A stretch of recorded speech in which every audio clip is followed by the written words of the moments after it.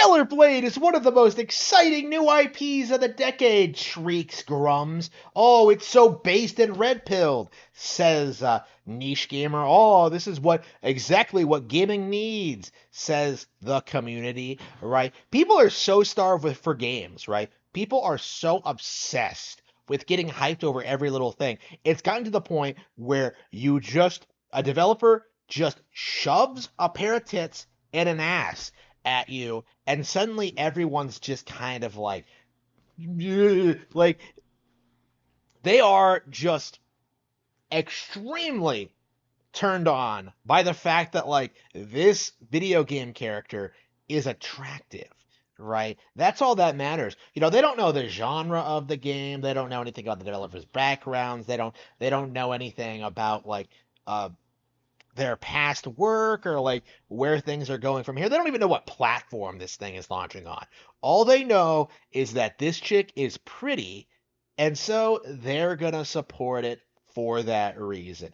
To me, like Stellar Blade is everything wrong with like Gamergate 2, right? Where people aren't acknowledging the actual problems. People are following all these like grifters, people like Grums, people like Niche Gamer, people like whoever, right? The kind of people who genuinely think like the most important thing when it comes to video games right now is making sure that we have attractive female characters in games, right? Like that's something that like anybody cares about. What about the actual quality? What about the actual like what about actually having a game, to go along with it, right? To me, like this is just a different kind of video game journalism corruption, right? In a lot of ways, Gamergate 2 is very much turning into the same kind of cult of personality that sprung up from the original Gamergate, right? Which spawned such creatures as Ethan Ralph and Mr. Medicare, right? The absolute plebs, the dregs of internet culture, right? They coasted off of Gamergate for years, a solid decade, and only now are just starting to fade away, right? Those guys were the absolute worst. Okay, like I was not impressed with the way they conducted themselves during the incident. They didn't really do a good job selling people on our ideas, on like what's actually happening in the industry. They just complained about feminists. Like this is the thing that bugs me about Gamergate every single time it comes up, is that it's not about the feminists. It's not about the politics. The issue is that game journalists are not talking about the good video games, right? That has always been the issue, right? If they were talking about good video games, they would almost exclusively talk about Nintendo, right? Hardware and software. Right, but instead, like you're seriously supposed to sit there and take them seriously when they try to convince you that like, oh, actually, The Last of Us is the Citizen Kane of gaming, or trying to convince you that like BioShock Infinite had some deep political message to it. Like again, plenty of like these games that the game journalists tried to shove on us, like have been forgotten by time. But like at the same time, like I really resent the fact that they were shoved in our face to begin with. No, Fallout New Vegas was not good. Skyrim was not good. The Last of Us was not good. Uncharted was never good. Like Tomb Raider was never good. The 90s one. I'm not talking about the reboot. Like, I'm talking about the original 90s Tomb Raider, right? The games were not as good as what other games were offering on Nintendo consoles, right? But what happens? Game journalists just throw their hands up in the air and start, like, just screaming about how everything is a 10 out of 10. Spider-Man 2, Batman Arkham Asylum. Like, you have, uh, a recent example of Baldur's Gate 3, right? One of the slowest, most boring, most like woke products in existence, right? Like, glitchy, unfinished. Larian doesn't even want to finish the game because working with Hasbro is so miserable, right? What happens? People gave it a 96 on Metacritic. It won all these awards. Nobody remembers or plays it now. It's the Dragon Age Inquisition of its time. But at the same time, like, why exactly did we have to sit there and pretend that Baldur's Gate 3 was like a viable contender for like anything? Like this is not a product that I will ever care about, right?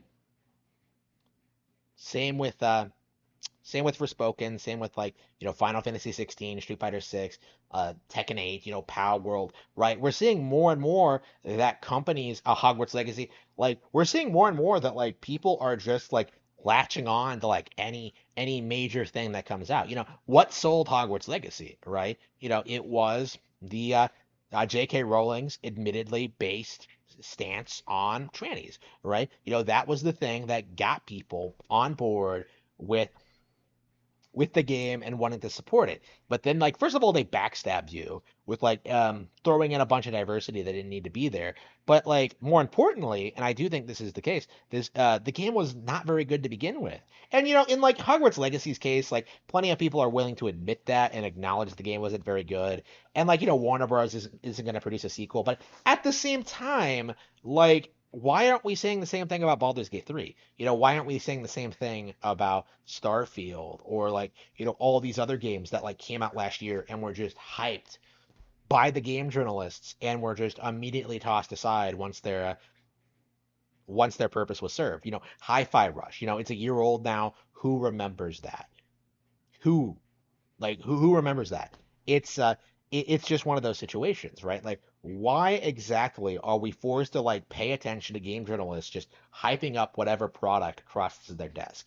Like I'm at the point now where I don't even like really care what's coming out anymore because I know that 95% of the games that release on Steam, Xbox, and PlayStation are going to be bad. And unfortunately, it feels like every game journalist and every YouTuber is going to do everything they possibly can to deny that these games are terrible, right? Angry Joe can complain and whine about Suicide Squad all he wants, but he's still going to play the game. He's still going to buy it. He's still going to support it. He's going to buy the DLC just to see if it gets better, right? It's one of the, it's just so laughably dumb how people like this act while they completely ignore like the far superior games on other platforms.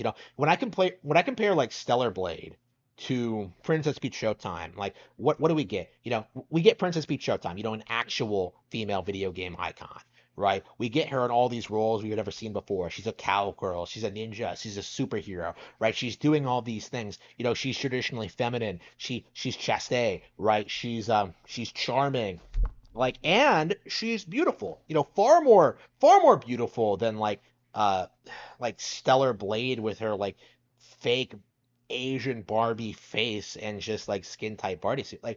Like Peach actually comes off like a far more likable person, right? Without having to show off skin. She wins people over by being herself. Peach doesn't have to show her ass and tits, because she wins you over with her heart, right?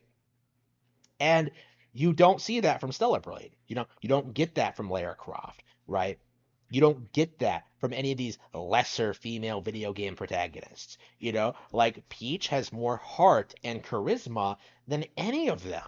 Like it's crazy how badly Princess Peach mogs all of these female video game characters without even trying, right? And I do think I'm gonna stand by this. Like I fully anticipate that Princess Peach Showtime is going to be a better game than Stellar Blade.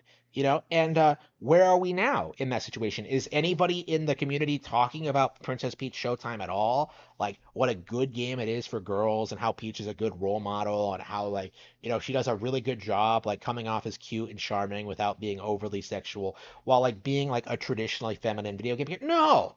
Like all they're doing is like jacking off over a video game character that you don't even really know anything about yet. Like I joked about this on Twitter, but I really wonder if it's true. Wouldn't it be funny if the developers like revealed like after launch, oh by the way, she was actually trans the entire time. What if it was a man the entire time? Like, are you gonna have the same kind of enthusiasm? Are you gonna see people like just lining up if that happens? No, of course not. Right? The public's interest in this game is shallow, right? It is pathetic. It is based purely on sex appeal, right? It is one of the emptiest, most like just most hollow things I've seen in a long time. And yet we're seeing everybody else associated with Gamergate, try and hype this up as a good thing. Like, oh, we're gonna show those SJWs. Like, what are you showing them exactly? That you're living up to the stereotype of being like horn dogs who can't talk to a girl, right? Like, come on. You need to do better than this. You need to talk about actually good games. You need to like actually have an idea of where the industry is right now, right? I have been not all that impressed with Gamergate 2 so far. I know, like, my thing with Gamergate 2, my view on it is that like the establishment is destroying itself, right? The things that are going on right now have nothing to do with anybody with what anybody from the movement is doing. It's entirely just like uh an implosion on like the woke agenda. It's happening all over the place. People are getting fired. Like there are like major shifts in the industry. Like their business model is not viable in 2024, essentially. So yeah, everything's collapsing. People are getting sold off. Embracer, had to sell off a lot of their licenses to Take-Two the other day. The guys who brought us like the Saints Row reboot, right? Like that's kind of a big deal, isn't it? But you're not really seeing people like talk about that. People want to believe it's like the YouTubers who are spearheading the charge, the YouTubers who are causing this cultural shift. But in reality, they're not doing shit. In reality, they're like just as bad, if not worse, than the game journalists, right? I've been saying this for a long time, but like none of the games that these people talk about or play are good in any way, shape, or form.